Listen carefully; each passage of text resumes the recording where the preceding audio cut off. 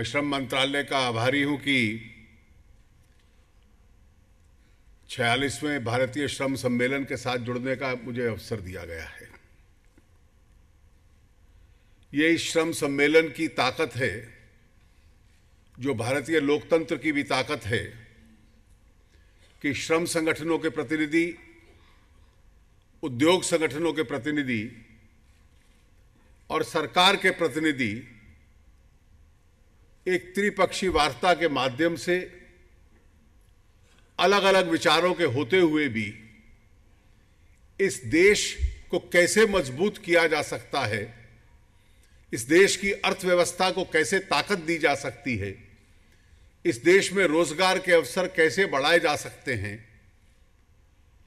और उन श्रमिकों की चिंता किस प्रकार से की जा सकती है, एक समन्वय पर पहुंचते हैं। इसमें कोई दो मत नहीं कि जितने संगठन यहां मौजूद हैं, अलग अलग विचारों के होते हुए भी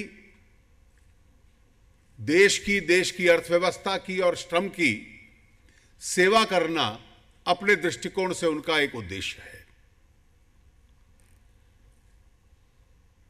देश की अर्थव्यवस्था बढ़ेगी कैसे?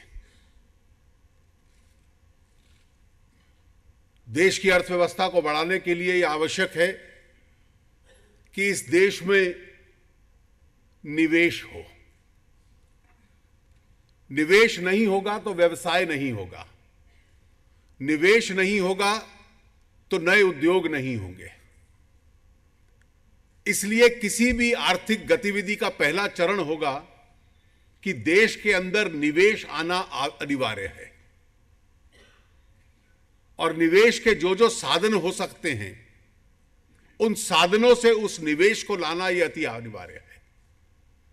निवेश होगा, आर्थिक गतिविधि, इकोनॉमिक एक्टिविटी बढ़ेगी, उसी से रोजगार अपने आप में देश में बढ़ेगा।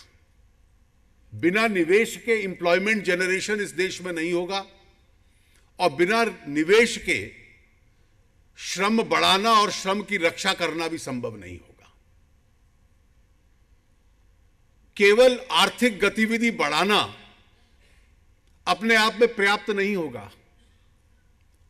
उसके माहौल को ऐसा बनाना कि विश्व की प्रतिस्पर्धा में आकर वो खड़ा हो पाए, एफिशिएंट हो पाए, प्रॉफिटेबल हो पाए, जिसकी वजह से और निवेश देश के अंदर हो और रोजगार के साधन खड़े हों और सरकार को राजस्व देने की परिस्थिति में भी हो। जब सरकार की जेब में वो राजस्व आता है तो देश के अंदर इंफ्रास्ट्रक्चर बनाना, गरीबी उन्मूलन की योजनाएं बनाना, ये सरकार उस अपनी आर्थिक ताकत से करती है। और जब उससे अर्थव्यवस्था बढ़ती है तो देश के भीतर से, पूरे विश्व भर से तब निवेश और देश के अंदर आता है। लेकिन अगर निवेश के जो स्रोत हैं, जो फाउंटेन है, हम उसको रोक देते हैं तो ना आर्थिक गतिविधि बढ़ती है, ना रोजगार बढ़ता है, और जो मौजूदा रोजगार भी होता है वो अपने आप से खतरे में पड़ जाता है। इसलिए हम किसी भी संगठन के प्रतिनिधि हों, किसी भी क्षेत्र में कार्य करते हों, ऐसी कोई विचार हम दे नहीं पाएंगे जिससे इस आर्थिक गतिविधि को नुकसान पहुंचे या जिसकी वजह से रोजगार के साधन इस देश के अंदर कम हो। आज देश की अर्थव्यवस्था की जो स्थिति है, माननीय प्रधानमंत्री जी के नेतृत्व में सरकार कोशिश कर रही है कि जब पूरे विश्व की अर्थव्यवस्था धीमे स्तर पर चल रही है और विश्व में बहुत बड़ी चिंताएं हैं, इन चिंताओं के दौरान हम लोग भारतीय अर्थव्यवस्था को फिर भी मजबूत करने का प्रयास करें। आज गर्व है मैं इस बात पे कि इस धीमे माहौल में, जहां पूरा विश्व संघर्ष कर रहा है,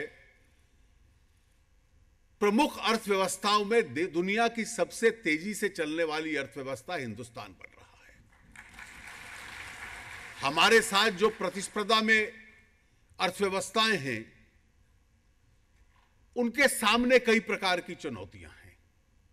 और इस अवसर का लाभ उठाकर भारतीय अर्थव्यवस्था बढ़े और बढ़ी हुई अर्थव्यवस्था में इस देश का कल्याण हो, इस देश में रोजगार के अवसरों का कल्याण हो, ये पूरा प्रयास हम लोग कर रहे हैं।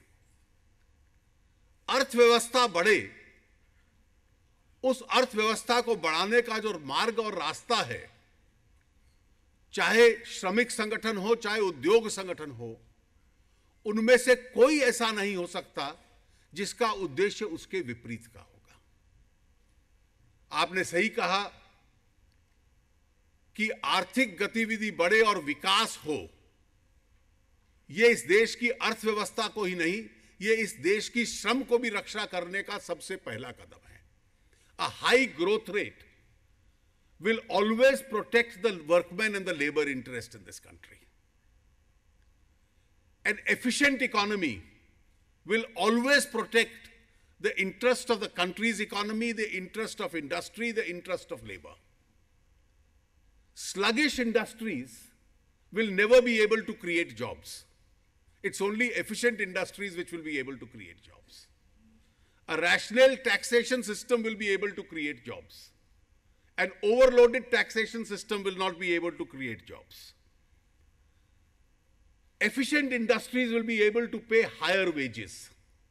An enriched government will be in a position to provide higher wages and better social security. और इसलिए हम सबका यह दायित्व बनता है कि देश की अर्थव्यवस्था को उस दिशा के अंदर लेकर जाएं। माननीय प्रधानमंत्री जी, आपने एक जिम्मेवारी मुझे और कुछ अपने सहयोगियों को दी थी कि श्रम संगठनों के साथ हम लोग बातचीत करें। कल बहुत रचनात्मक दौर में हम लोगों की बातचीत हुई है और कई विषय उसमें से उभर कर आए, जिसमें से मूल विषय यह निकलता है कि जब देश विकास करता है तो उस विकास का पहला अधिकार और उसका सबसे अधिक लाभ श्रमिकों तक पहुंचे। इस विषय में शायद कोई मतभेद किसी के बीच में नहीं था। इसलिए जो सरकार की नीति है कि उन श्रमिकों का कल्याण हो, जो अभी विषय उठाए गए कि मिनिमम वेज जो जमीन की हकीकत है उसके साथ उसका संबंध होना चाहिए, सामाजिक सुरक्षा मजदूर को मिलनी चाहिए, और हमारी सरकार की भी नीति है। और इसी वजह से पिछले 14 महीने में जो सामाजिक सुरक्षा देने की योजनाएं आम नागरिक के लिए भी और गरीब नागरिक के लिए भी हमने बनाई हैं, वो अपने आप में एक बहुत बड़ी पहल है। और इसलिए मौजूदा कानून जो हैं उनका पालन हो, सामाजिक सुरक्षा मिले, बेहतर वर्किंग कंडीशंस मिले, ये सब विषय जो श्रमिक संगठनों ने उठाए हैं, सरकार की ओर उसका ध्यान दिलाया है। हम उससे अपरिचित नहीं थे और इसलिए आने वाले कल में भी जो मजदूर संगठनों ने का कहना है कि सरकार के साथ ये बातचीत का दौर चलता रहे और इस उद्देश्य की दृष्टि से हम आगे बढ़ते जाएं कि देश की अर्थव्यवस्था भी आगे बढ़े और इस देश के अंदर श्रमिकों का भी उसके दौरान हित हो पाए। इस उद्देश्य से हम लोग आगे बढ़ेंगे। मैं विश्वास करता हूं कि ये जो श्रमिक सम्मेलन हो रहा है 46वां, इस दिशा के अंदर बहुत रचनात्मक निर्णय लेगा जो पूरे देश के लिए और श्रमिकों के लिए हित के अंदर जाएंगे। बहुत बहुत धन्यवाद। आखिरकार मुझे रास्ता खोजना पड़ा। मैंने कहा हर दिन की चद्दर का कलर ही अलग होगा, पेशेंट को पता चलेगा चद्दर बदली कि नहीं बदली।